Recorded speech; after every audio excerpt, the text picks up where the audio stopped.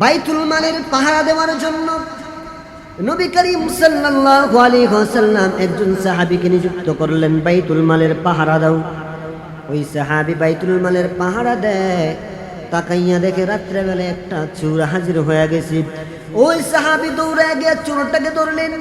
ওই চোরটা অনয় বিনয় করতে লাগলেন, কাঁদতে লাগলেন, চোখের পানিগুলো ছেড়ে দিয়া কাঁদে আর বলে, আমাকে ধরিও না, আমাকে ছেড়ে দাও। সাহাবী বলেন, না, তোকে ছেড়ে দেওয়া যাবে না, তুই যেহেতু চুরি করতে আসছো, তোকে দুইরা নবীর দরবারে নিয়ে যাবে, নবী বিচার করবি।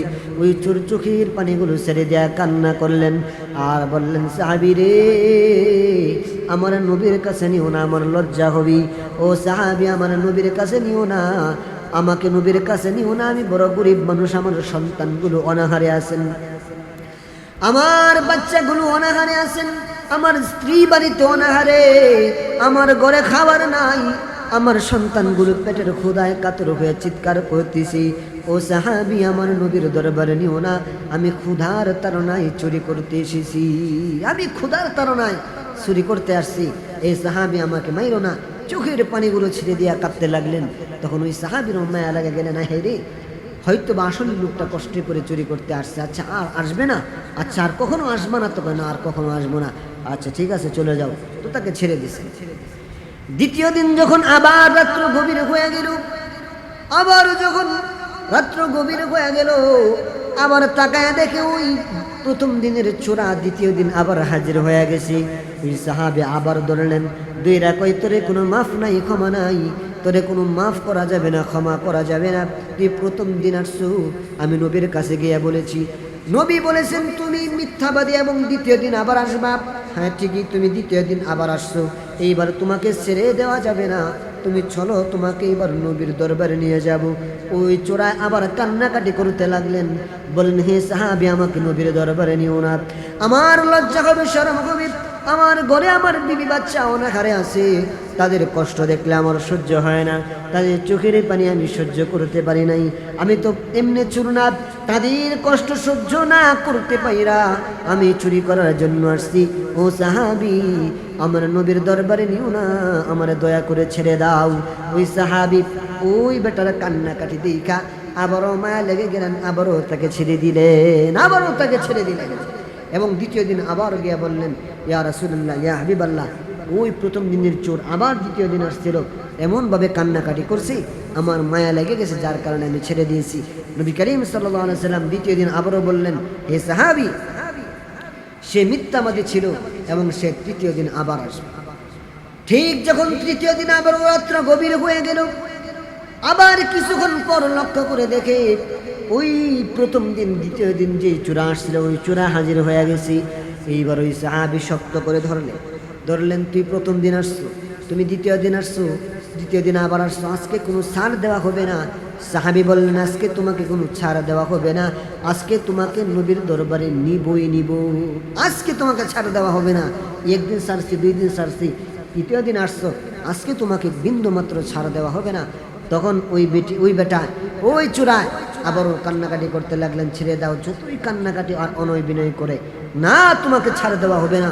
তখন ওই চোরায় বললেন, আচ্ছা, আমাকে যদি তুমি ছেড়ে দাও, তাহলে তোমাকে এমন একটা আমল শিক্ষা দিব যে তোমাকে আল্লাহ তাআলা এই আমলের বিনিময়ে আল্লাহ তোমার জিম্মা আল্লাহ নিজে নিয়ে নেবেন, এবং তোমার কোনো পাহারাদার আর বডিগার্ড লাগবে না, গোটা বাড়িকে আল্লাহ তাআলা নিজে হেফাজত করবেন।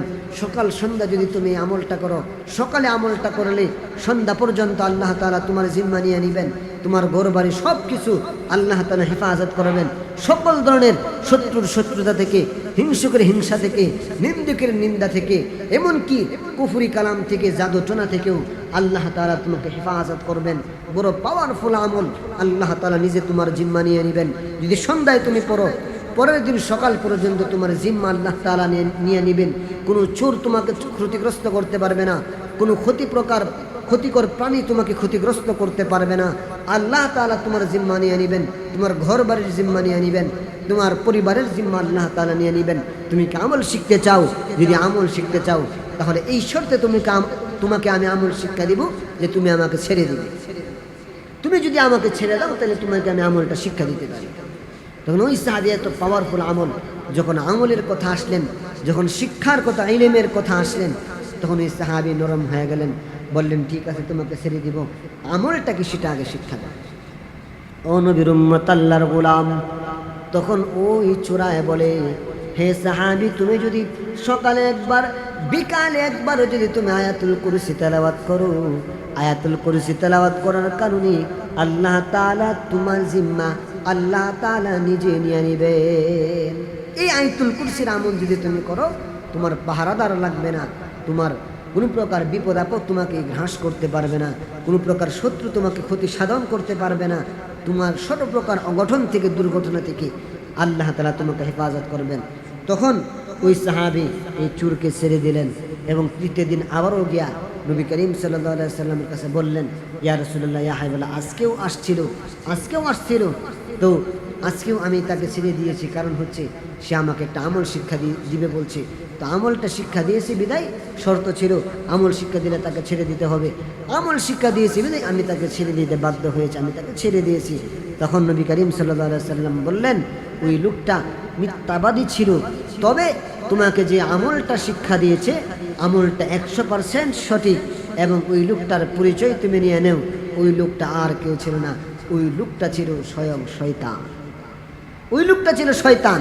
তবে হ্যাঁ, তোমাকে যে আমল শিক্ষা দিয়েছে সে আমলটা বাস্তব, সে আমলটা আসলেই কার্যকরী, পাওয়ারফুল আমল, কিন্তু লোকটা যে তোমাকে আমলটা শিক্ষা দিচ্ছে সেই লোকটা ছিল শয়তান। তো ভাইরা আমার, এই আয়াতুল কুরসির আমল আমরা করব, আল্লাহ তাআলা সব অঘটন থেকে আল্লাহ তাআলা আমাদেরকে হেফাজত করবেন।